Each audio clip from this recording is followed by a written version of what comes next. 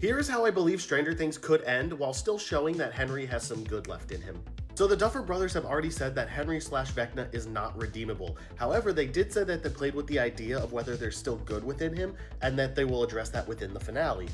And I do think that there is a route where this happens, which I think would take a lot of inspiration from Return of the Jedi, which has been mentioned this season. Especially if the first Shadow Broadway play is to believe and not the Mind Flayer or Mind Flayer Particles is the real big bad here.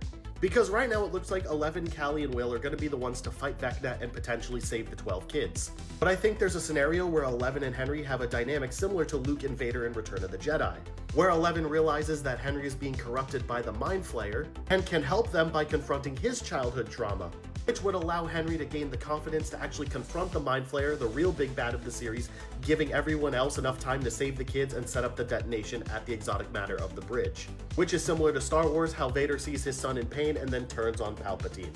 I think this would also allow everyone to return back to Hawkins, including Will. However, I do think Eleven and Callie go through with their pact and stay behind to detonate the explosion, giving them a send-off similar to Jyn Erso and Cassian's at the end of Rogue One, thanks to the help of Henry confronting his fears and the Mind Flayer, which would destroy the wormhole and all known connections between the two dimensions, including Henry, the Mind Flayer, Callie, and unfortunately, Eleven.